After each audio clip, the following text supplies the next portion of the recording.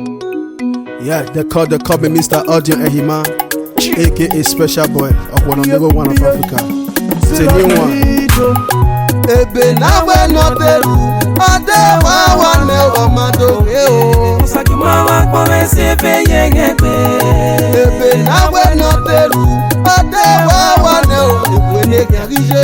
Sakima wa kwa we se fe yengebe. Nade no, igba ne gejo ma e. Nawu no, igba ne gejo ma e. Osala bonoji mabugba Maria boye no riade Baba Rudona Sakima wa kwa we se fe yengebe. Boy sanera mewe me ina o Baba la ho ya ve suda me gyawe giani no bi me ge musave ni me ekoloji Uputu ma gewe ba ebe na ne egbe no pepe Uputu ma gewe ba ebe na ne egbe no pepe Baba Rudona o Sakima wa kwa we se fe yengebe. Ai gari ajamo egara pagi begoma Ai gari ojigo egara pagi begoma Uke bobo me yese no saume lawo nugo sage ni me kase Uke bobo me yese no saume lawo nugo jage ni me kae Via me ne te pene Aba kondi bobo me wa isi ma e ni ma ko wogi makia o Wagi ja o ka pon bi me de jaye ma wa pon me o Wagi ja o ka pon bi me wa so se yo ma wa pon me Agadi na ga so se uruwa kwa uga ge television wa ge Big Brother Naija o ma what to me Agani no gira mo bela o no gira mo bise no gira mo pase wala gbogbo pase me ayo pase me ayo no salo pa mi ke na wa go me When amigo say so. Ebe na we no teru, ade wa ne o mado e o. Sakima wa kwa we se fe yengebe. Ebe na we no teru, ade wa ne o ewe ne garije. Sakima wa kwa we se fe yengebe. Tade, tawu, tawu. Na we ni mawu tawu. Na we ni matere tode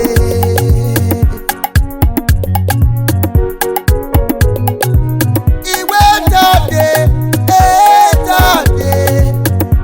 Tawu Iwe tawu Na we ni mawu tawu Na we ni matere tode Igwe no kume Igwe no kume o No kume no kakade Nibyo samye kina hakiyo Na we ni wuyon kakade Bibio samye kena gagyo Imari agoma o Omaga mu ogo meria Imasweni omajihe Omaga sweni meyihe Usena mugi arama Alona ama Usena mugi ama eto Iwano na ama Agome eko ukia Agmo wagume mware Agmo wagume mware Agume mware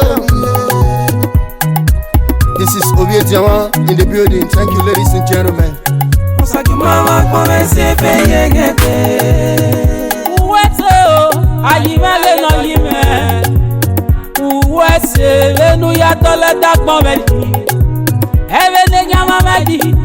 Eri ogi kele teji. Okiade ono na no we ya lupo fo. Uwete ayimele no yime.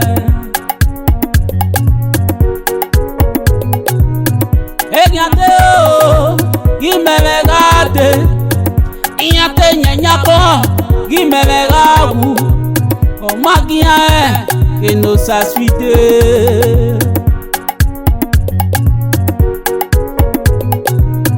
Mwewe nonya welizo wabonamu, ota kaise dugu, weni no gwalomodeme. My testimony go shock you. Moka yesi moi, bege no pe. It don't dey shock una na, IB, original. Sakima wa kwa we se fe yengebe. Ebe na we no teru, ade wa ne o ewe ne garije. Sakima wa kwa we se fe yengebe. Ebe na we no teru, efe yegebe ebe na we no teru ade wa wa ne o ekwe ne gyanrise